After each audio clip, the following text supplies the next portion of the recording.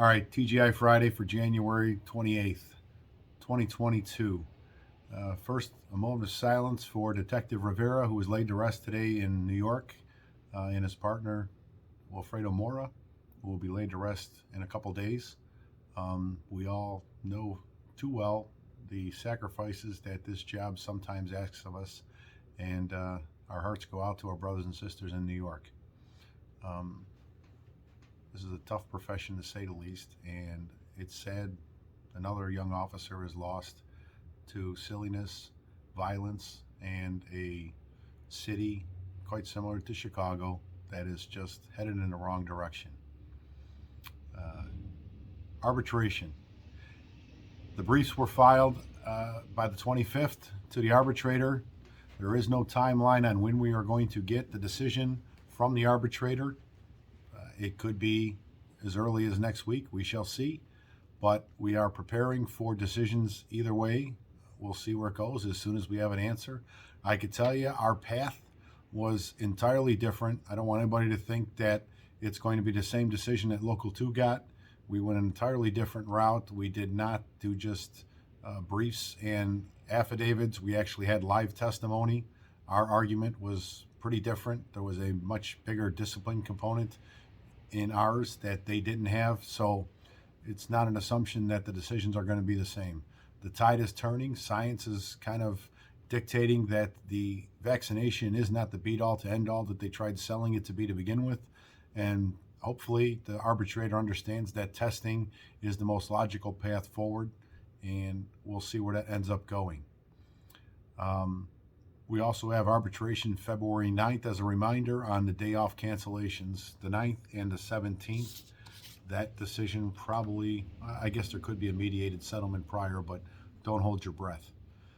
Sergeant's class. There is rumors that there's going to be a detectives class and a sergeant's class in the next couple weeks.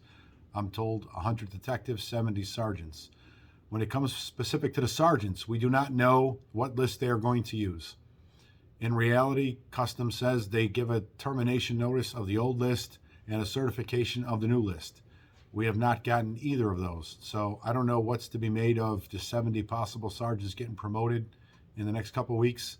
But you can rest assured that even though they pushed hard to have this new test done and graded, the military component and the medical people still, there's more than a couple dozen that have not finished phase or step 1 or 2. So I don't know what that means, but they give assurances that anybody who tests in a certain percentage will be given back pay and seniority according to whatever class they would have been promoted when they finally do finish the process. The problem is there is no merit selection process for the new test. There was no packets created, none submitted, or none reviewed. And we all know how much this department in this city loved their merits. Please bring back Charlie Beck. But I don't know if they're going to go out. The only way they can promote merit is off the new list, or off the old list, I should say, because you know they have to take care of their house mouses, the people who have been retired forever and their recommendations, and all the little phone calls and squeaky wheels. It's a pretty disgusting way and slimy way to do business, but I guess if they're hell-bent on promoting according to race instead of score and favors instead of score, then you could rest assured they're going to take from the old list one more time until they have the merit packets ready off the new list. We shall see what that ends up being. But it is the Chicago way, and we all know our wonderful friend, the First Deputy, loves to play favorites and loves to promote his special people, no matter where they scored on the list. I will say there was an issue. I spoke of Local 2. Our FOP magazine this month talked about a PAC committee.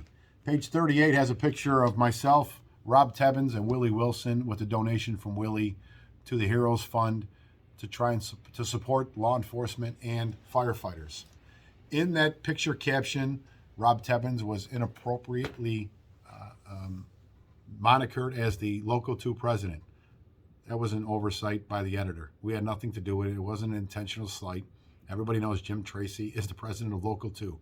To think that this was some intentional jab is ridiculous. What was intentional is when Local 2 intentionally cut us out of the pension bill for the 3% COLA last year and basically said, forget the policemen, we'll take ours, and cut us out and took their own and left us in the wind. Now trying to catch up and get the 3% COLA. That was intentional, and that was Local 2's decision. So they can be all booty hurt all they want over a goofy picture and an inadvertent message, I guess, if you want to call it that. But there was no harm meant by it. With that being said, Coppa. Lastly, Coppa is putting forth a policy for mediation when it comes to discipline. I understand that they're going out to districts and giving presentations on what this mediation is going to look like. From what I understand, it's pretty much an agreement by the complainant and the officer involved to sit down and have a conversation and see if they can hash out what the problem was on a given day, and if it can come to a resolution short of going to a discipline investigation. Until we have more information, which we have not been apprised of any of this, there is now a phone conversation scheduled on Monday, finally, after already talking to our members. Now they're going to sit down and have a conversation with the unions, because they do everything backwards in this city. And yet they want to say Kirsten is the person to head Coppa. They can't even get this right. But she's touting it to City Hall and our members before even the union. But I'm going to tell you, I have major issues with this policy.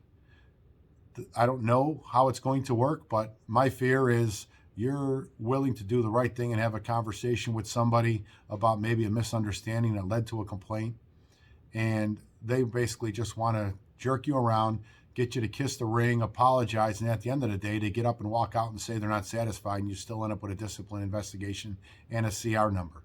I have a problem with the fact that the mental health professional or counseling professional in the room will be allowed to take notes.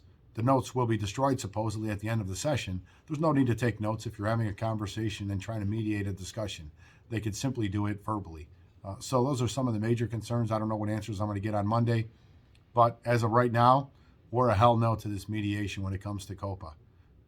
Stay tuned. We'll see what comes from there. Everybody have a safe weekend, and I'll give you an update as soon as we have an arbitration answer. Thank you.